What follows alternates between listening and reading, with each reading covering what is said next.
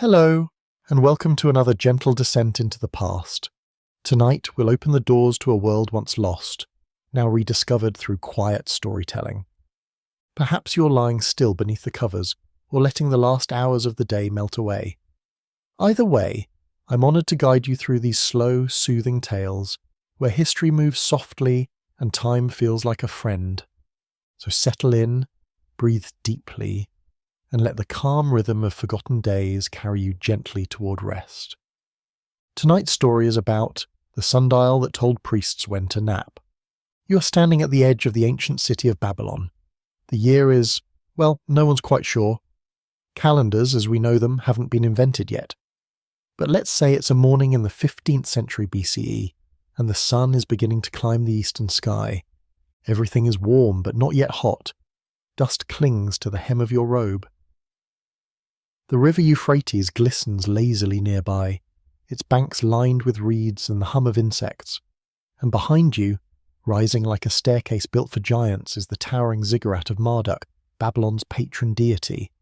But you're not here to worship, and you're here to watch a shadow not your own, though it's certainly visible, stretching long and faint over the packed clay courtyard. You're watching the shadow of a stick, a very deliberate stick. A sacred stick set upright in the earth, surrounded by small carved stones and faded lines scratched into the dirt. It's a sundial, or at least the beginning of one. It doesn't look impressive. It might be mistaken for a garden marker or the starting point of a child's game. But this simple post no taller than your knee is the temple's way of knowing when to chant, when to burn incense, and when to send a runner to the kitchen to prepare the goats for offering. The priests don't trust the sun directly. They trust the shadow it casts. And so here you are, a junior timekeeper, crouching low and squinting against the glare, waiting for the tip of that shadow to touch a certain line etched on the ground. When it does, if it does, you'll stand, you'll nod, and somewhere deep in the temple halls, a bell will ring. Not a loud bell. Not yet. Just a small one, enough to alert the other priests. It's time. Not 10:00 a.m., not 1:15, and just time. Because in Babylon, time doesn't tick, it drifts. Time is not measured in minutes or seconds. It's marked by moments. And the job of the priests, your job, is to catch those moments before they pass. The sun continues to rise, and slowly, that faint tip of shadow begins to move. Not by magic, by math, by physics, but to the priests of Marduk it is still divine. For them, the shifting shadow isn't just light passing through time. It's instruction from the gods. Each line on the ground has been drawn with care, not randomly, not by guessing. These lines are the product of long observation, months, years, even generations of dusty sandals pacing across this courtyard. A shadow that touched the third notch yesterday may touch only the second today. Why? Because the seasons shift. The sun rises higher in summer, lower in winter. And so the length of its shadow must change too. This sundial isn't a single day's tool, it's a calendar in disguise. In fact, it is one of the earliest examples of applied astronomy. Long before telescopes, the Babylonians were studying the stars, the sun, the moon, and plotting it all in cuneiform on clay tablets. Their base 60 system, the reason we still have seconds in a minute, grew not from accident, but from utility. 60 is easily divisible, perfect for splitting time into ritual segments. They measured time not to be efficient, but to be correct. So what happens when the shadow misbehaves? What if it falls between two lines? What if the clouds come? What if the shadow disappears entirely in the muddy haze of a summer dust storm? The priests have answers. Sometimes they wait, sometimes they guess, sometimes they consult backup sundials, or refer to a different courtyard, one where the angle is slightly adjusted. And if none of that works, they trust memory. Because a priest in Babylon does not just keep time, he remembers it. He knows the rhythm of the chants. He knows how many verses of the hymn fit between the crow of the rooster and the appearance of the first trader in the market. He knows that when the fig seller's shadow touches the fishmonger's stall, it is likely the 5th hour. This is a world without clocks, but not a world without order. Time exists here like a river, flowing predictably if you've learned its bends. Let's shift our gaze for a moment to a smaller temple just outside the city walls. Here, a younger priest, barely 20, with nervous hands and eyes too quick for his own good, is experimenting. His name is Kasaru. He has been assigned the late afternoon watch, which is a cruel punishment in the Babylonian summer. The shadows stretch long, but the heat clings even longer, thick and unshakable. Kasaru has grown tired of the sundial's limits. Dust blows the pebbles away, shadows blur on rough ground. Animals step through the lines. And besides, what happens at night? He's heard the elders say at night time belongs to the gods. But that answer doesn't satisfy him. So Kasaru lights a small oil lamp, one of the simple ones shaped like a curled leaf, with a wick made of twisted flax. He places it carefully at the centre of a bowl. Then he takes a thin stick and drives it upright into a flat clay disc. Around the stick he sprinkles black sand. Then he waits. The flame flickers. The stick casts a shadow, not of sunlight but of firelight. On the wall of the inner chamber the shadow dances gently. Kasaru stares. He marks where it begins. Then, after 3 verses of a prayer chant, he marks it again. He's not sure what he's creating. It is not a clock, not yet, but it is a pattern. And for a moment, just a moment, Kasaru believes he can measure night. When the senior priest walks by and sees this setup, he frowns. The gods sleep at night, he says. Let them keep their solace. Kasaru nods and puts out the lamp. But he remembers, and so does history. Though Kasaru's little flame shadow idea is quietly dismissed, the priests of Babylon are still deeply concerned with nighttime. Not for rituals, but for tracking the moon. Because while the sundial gives the day its rhythm, it's the moon that gives structure to months, to festivals, to sacred stories. In the temple archives, stone-walled, musty and lined with tablets, a team of scribes records each new moon with obsessive care. They mark its first sliver, its rise and fall, its absence. They know how many days pass between full moons. They can even predict eclipses, with accuracy that would baffle much later civilizations. Their secret? Data. Years and years of it. Tablets that are hundreds of years old, carefully catalogued by senior priests.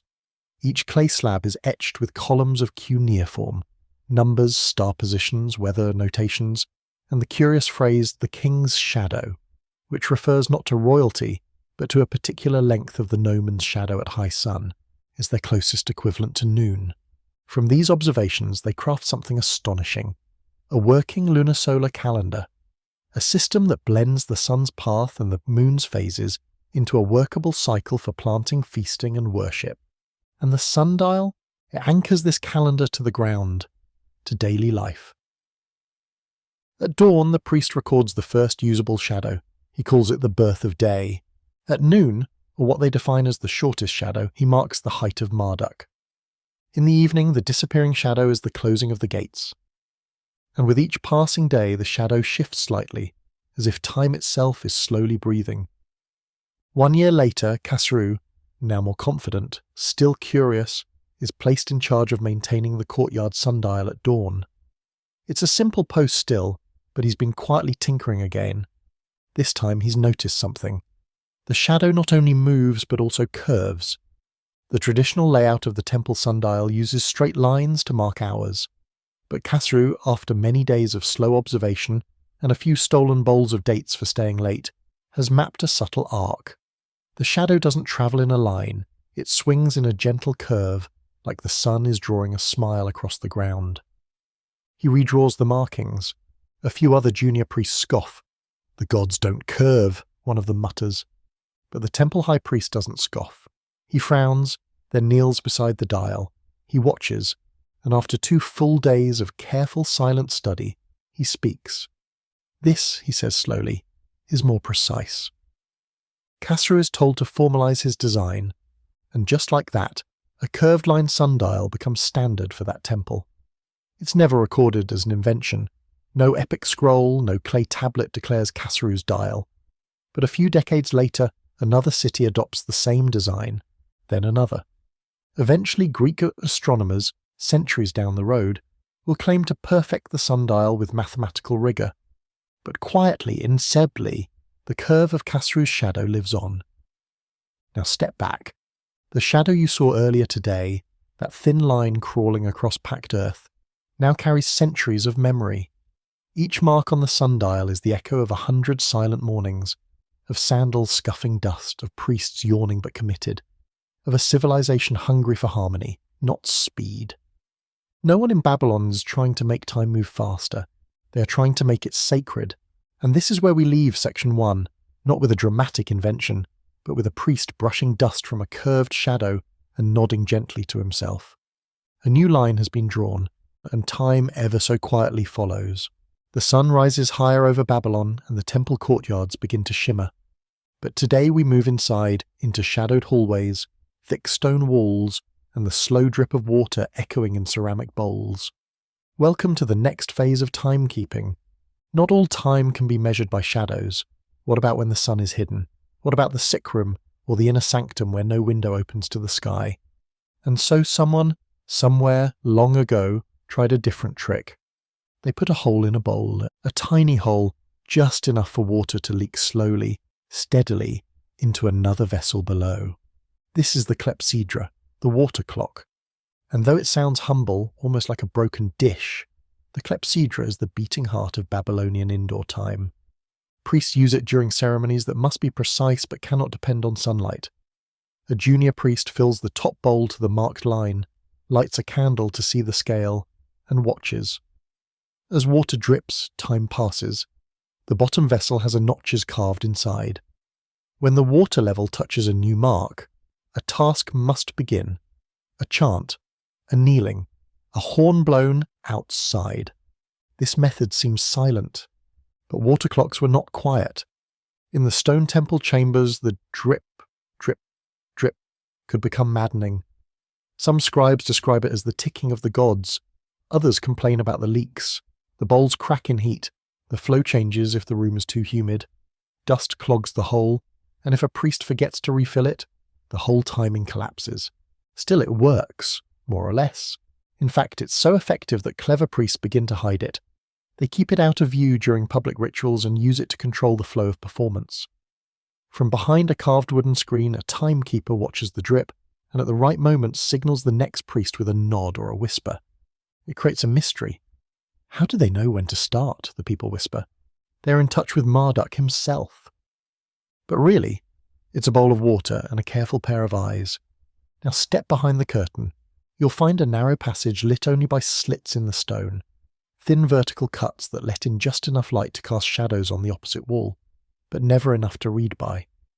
This is where the timekeepers dwell, a select group of junior priests chosen not for their voices or bravery, but for their patience. They are the guardians of the water clocks. Their job is not glamorous. They squat beside ceramic bowls, they stare at water, they refill, they adjust. They tap the side when the flow is too fast, they brush away dust, they chart mistakes in wax tablets. Today, too fast by 3 drops, and record everything, always quietly. But here's the thing, not even the high priest sees these records. The clockkeepers report upwards only through a single intermediary, the master of shadow and flow, a priest whose role is both revered and ridiculed. He doesn't lead prayers, he doesn't slaughter goats, he doesn't interpret dreams, he watches. His tools, a stick, a bowl, a handful of stones, and sometimes, when he feels bold, a burned piece of wood to mark lines on sandstone. He is the one who decides when the temple day begins, and occasionally when it ends early. For you see, with the right control over the clepsydra, adjusting the hole slightly wider, tilting the base, a clever timekeeper could make the day shorter. A ceremony done 20 minutes early? No one notices. But the priest gets to dinner before the stew goes cold. And this, dear listener, is where the corruption begins. Around this point in our story, the Babylonians start keeping 2 parallel calendars, the official ritual schedule carved into tablets and shown to visiting dignitaries, and the practical temple timing known only to the priests. Guess which one was more accurate? Guess which one ruled the kitchens? The water clock, for all its imprecision, gave priests power over how time was felt, not just measured. They weren't just chasing shadows now, they were modifying them. And over time, the sundial became ceremonial, used for large public festivals and seasonal announcements. But the water clocks, they ruled daily life, drip by drip. Let us wander now to a lesser-known temple far from the grand ziggurats of Babylon, perhaps in Sippar or Uruk, where the priests are fewer and the temple roof leaks when it rains. Here the water clock has become more than a tool. It has become a game. A young assistant priest, let's call him Duri, is assigned the midnight watch. His job is simple: monitor the clepsydra through the long hours of night and ensure that the sacred chants occur on time. Midnight, then third watch, then false dawn. But Duri has grown clever. He knows the clepsydra's secrets, that cooler nights slow the drip, that cracked vessels change the rate, that a layer of oil over the water makes the surface shimmer in torchlight and reduces evaporation. And so one night, out of boredom, not malice, he adds extra water. Just a little. Then he pretends it took longer than it did. He gets an extra nap. No one notices. Encouraged, he does it again. Then again. And soon the entire night shift has shifted forward by a quarter hour. Then a half. Eventually the high priest arrives for morning prayer and finds the incense still burning. "You're behind," he says, but Duri bows low and replies, "The water has spoken, Holy One. The night was long." And what can the high priest say? The water doesn't lie, unless you know where to press. Meanwhile, back in Babylon, a different kind of mischief brews. In the palace temple complex, where royal astrologers and temple mathematicians mingle uncomfortably, a proposal is made. What if we standardize the clepsydra? What if every temple had an identical model?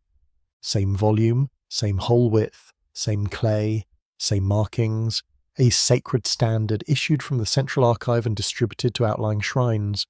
It sounds noble, but the priests resist. Because a standardized clock is a visible clock, it removes the little human adjustments, the local tweaks, the personal relationship between the timekeeper and the water. And deep down the priests know, standard time is someone else's time. It's the king's, it's the accountant's, it's the clock that watches you back, so they delay. They cite flaws. They say the clay isn't strong, that the markings are hard to read, that the flow rate is too quick. The standard clepsydra never becomes universal. Time remains local, personal, malleable. At least for a now.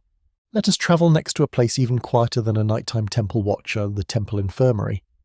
Here, time is not measured for chants or feasts. It is measured in breaths. In the city of Nippur, a small temple is devoted not to Marduk or Ishtar, but to healing.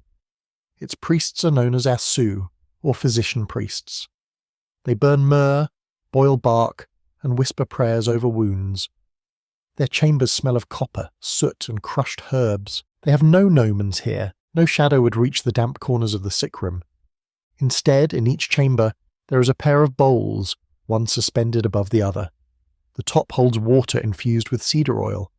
The bottom is lined with soft cloth to muffle the sound of each drop.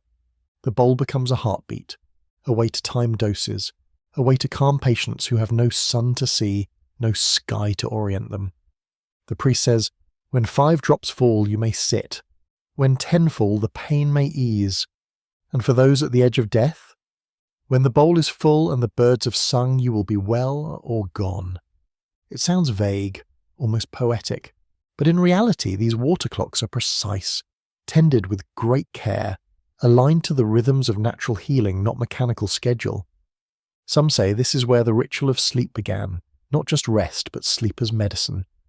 The water bowl's rhythm slows the breath, the dim chamber cools the skin, and the priest, crouched beside you, does not shout or preach. He watches the drip and waits. The Babylonian scribes did not preserve these rooms in their grand records, but the bowl designs appear in fragments, etched on wall tiles, scribbled in clay margins. They speak not of ruling empires, but of ruling the unseen. Moments of quiet, patterns in breath, the gift of rest. And this too is timekeeping. Now imagine, centuries pass. The shadow priests of early Babylon fade into myth. The courtyards where they knelt crack and collapse. The water bowls are buried under dust and empire. But timekeeping does not stop. It evolves. Somewhere in a temple archive a curious record is found. An instruction tablet on how to build a clepsydra. It is practical, detailed, and almost forgotten. A young scribe studying the document is struck by a thought. What if time could be measured without watching it? This idea, subtle, revolutionary, begins to shape a new path. If time can be automated, then the priest doesn't need to watch every drop. He could trust a mechanism. He could build a device that tells him when it is time, not the other way around. And so the idea of audible time begins to brew. At first, it's simple. A pebble drops when the bottom bowl fills, a soft clink against clay, a gentle reminder. But then someone adds a bell. They tie a reed to a string. When the water rises, it pulls the string lifts a small lever. The lever tips a bronze coin onto a plate. Clink. And now time has a voice. This is no longer time as divine mystery, this is time as event. You no longer need to look at time, you hear it, you wait for it, you respond to it. In many ways, this was the start of our modern condition. A sound that interrupts, that calls us to attention, that defines the moment. Back in Babylon, long before this transformation is complete, we return once more to our old friend, Khosrou, the priest of the sundial. He is old now, his joints ache, his hair is silver, he no longer squats by the shadows or adjusts the bowls himself, but he still walks the courtyard. Each morning, before the junior priests arrive, he traces the marks on the ground with a stick. He smooths the dust. He checks the post. He squints at the angle of the early light. He knows the bell will soon replace the bowl, that water will be replaced by gears. He even approves of it, mostly. But as he stands there, hand on the sundial, he sighs. Not out of sadness, not regret, just reverence. Because Khosrou knows something that the new priests, with their clever tricks and audible clocks, do not. That time was never a machine. It was and remains a relationship, a negotiation between body, sky, and silence. And the sundial, like the clepsydra, was never about control. It was about attention. So if you ever wake in the middle of the night and glance at your phone, or rush to meet a train, hearing the countdown blare, remember this. Once, long ago, a bowl of water counted the moments, and a young priest, half asleep, nodded to a shadow on the wall, and somewhere in that nod time passed, gently. Let us leave Babylon behind now. The sands of Mesopotamia fade, and with them the water clocks and sun shadows. We travel north and west and forward through time, nearly 2,000 years, to a different world entirely. The bustling towns of medieval Europe, where stone towers rise like stubborn teeth above crooked thatched roofs. Chickens peck at mud puddles, chimneys breathe, people wear wool and worry about winter. But one sound cuts through it all, a bell. Deep, iron, unmistakable, a gun echoes through the alleys and across the barley fields. The tone is not random, it is structured, repeated, a signal. Because here, time is no longer watched. It is heard and it doesn't ask for your attention. It demands it. Welcome to the age of the mechanical clock. The first versions, massive cranky machines built in the 13th and 14th centuries, were more impressive in idea than in accuracy. They lived in sheds or beside cathedrals, tended by monks who greased gears with animal fat and adjusted ropes by torchlight. The early ones didn't even have faces, no dials, no hands, only bells. You didn't see the time, and you heard it. And more importantly, you felt obligated to respond. The monk who rings the bell at matins, the 3 a.m. prayer, doesn't ask if you're ready. The bell tolls, you rise, you chant. The town blacksmith, awakened by the 6 a.m. chime, must open his doors. Even the cows begin to expect feedings by the bell. Slowly, perhaps too slowly to notice, natural time begins to vanish.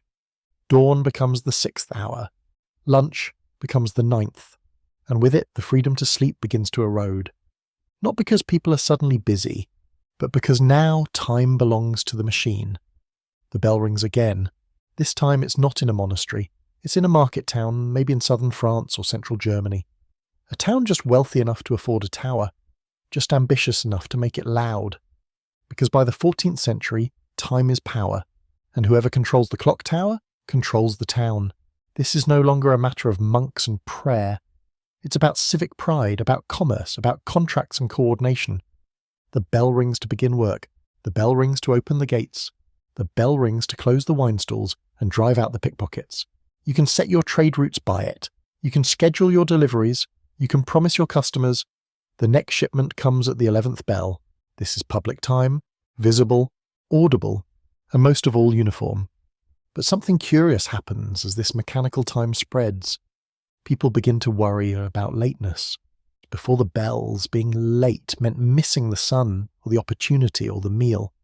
Now, lateness is defined by the clock. Even 5 minutes matter. And for the first time in human history, entire communities adjust their sleep around iron gears. Think of the baker. Before clocks, he rose when the stars faded. He judged dawn by the birds, the smell of dew, the ache in his joints. Now, he rises before the bell because the bell declares when the bread must be ready. His sleep is cut short not by hunger or urgency, but by expectation. And that expectation spreads. Labourers sleep less to make the shift. Children are told when to rise for prayer, and even dreams become scheduled. It's a slow change. No one wakes up one morning and says, sleep is over. But over decades and centuries, the old patterns, sleep at dusk, rise at dawn, nap at midday, rest when the body calls, are replaced. Now you sleep when the bell allows, and when it doesn't, you don't. Let's move now from the town square into the monastery once more. Not the dusty, shadowy temple of Babylon, but a cold stone abbey in 13th century England. The monks here live by the rule of St. Benedict, which divides the day into structured prayers known as the Divine Office. 7 moments of devotion, each marked by a bell. Matins, during the dark of night. Lauds, just before sunrise. Prime, the first hour. Terce, sext, none, mid-morning, midday, mid-afternoon. Vespers and Compline, sunset and nightfall. It sounds pious, holy, devoted, but now imagine the reality. A novice monk, barely 17, is startled awake at 2:45 a.m. by the chill bell of matins. He fumbles for his robe, stumbles in the dark, and joins the chant with dry eyes and aching knees. The service lasts an hour. Then a brief rest. Then lauds. Then prime. He never sleeps for more than a few hours straight. This schedule isn't cruelty. It's structure. It reflects the medieval belief that time itself is sacred, that dividing the day properly brings you closer to the divine. But for the monk's body, it's exhaustion. Modern historians believe monks rarely slept more than 4 or 5 hours per night, broken into beachy chunks. Some napped in the afternoon, some collapsed in corners, others simply aged too fast, all in service to the bell. It didn't care if you were dreaming. It didn't care if you were sick. It rang, and you obeyed. It wasn't just monks. Cities began installing public clocks in towers so that everyone could hear the canonical hours. Even the town drunkard knew when none had struck. Even the seamstress in her attic apartment looked up when the bell echoed off the stone walls. Time became common knowledge, and with that knowledge came pressure, to be punctual, to be present, to be awake. The bell was just the beginning. By the 15th century, mechanical clocks began to evolve, not just louder, but smarter. They added faces, dials, hands. You could now see the hour as well as hear it. You didn't need to wait for the chime. You could watch the time crawl, and people did. Merchants placed clocks in their shops, nobles hung them in dining halls. Some were marvels of craftsmanship, gilded, painted, spinning with little figurines that danced or prayed when the hour struck. Timekeeping had become fashionable, but something deeper changed. The idea of time shifted from something external, natural and shared to something owned. If you had a clock, you had authority. You could decide when work began, when it ended, when meals were served, when debts were due. Time became a kind of currency, measurable, trackable, and always slipping away. And as clocks spread, people became more restless. They began to divide their day not by seasons or shadows, but by tasks. I will do this for 2 hours. We'll meet at the 9th bell. The rent is due in 30 days. The sun might shine warmly through the window, but if the clock read 3 o'clock, you didn't nap. You pushed through, because clock time didn't care if you were tired. Farmers were some of the last to resist. They still rose with the rooster, slept with the moon, let their animals guide the pace of day. But as markets expanded and railroads emerged, even the fields had to bend. Grain shipments were scheduled, milk deliveries timed, trains waited for no one. By the 19th century, standard time was born, and with it something subtle but tragic. The natural rhythms of rest, the mid-morning pause, the afternoon nap, the early dusk reflection, were flattened. All hours became equal. Tick, tick, tick. Each second mattered. And if you slept too long, you were behind. By the time we reach the Industrial Revolution, the transformation is complete. Clocks are no longer rare. They are everywhere, on church towers, in train stations, above factory doors, on the wrists of factory foremen. Time isn't just tracked. It is enforced. Factories run on shifts. 8 hours on, 8 off, maybe less. The whistle blows not for prayer, but for production. Workers punch in, punch out, they sleep in blocks. They rise by alarm bells, not sunrise. Children in coal towns wake before dawn. They walk to mills by moonlight. Their dreams interrupted by the echo of clockwork gears. In this new world, sleep is a liability. The slower you are to wake, the more wages you lose. The longer you nap, the more likely you're replaced. Rest becomes something to be managed, scheduled, optimized, eventually medicated. Even leisure bows to the bell. Trains depart on the minute. Shows begin at 8. Appointments, deadlines, meetings. And so the idea of free time emerges, not because people have more of it, but because it must now be carved out of something rigid. Time has become a machine, and sleep, once sacred, once seasonal, once fluid, is now something you do in the darkest corner of the 24-hour grid, for exactly 6 to 8 hours, under the watch of a blinking digital clock. But the echoes remain! Somewhere in a dusty archive there is still a clay tablet with a scratch, the curve of a clepsydra, the mark of a sundial's post, the outline of a priest's hand. These things remind us that time wasn't always so loud. It once moved like water. It once stood still with shadow. It once waited for stars to rise, for dreams to settle, for sleep to return. So if you find yourself lying awake at night, heart racing, phone glowing beside you, remember this. There was once a world where people woke only when the light returned, where the bell was a whisper, and where the priest, sleepy-eyed and gentle, squinted at the dirt and said, "Not yet, go back to bed."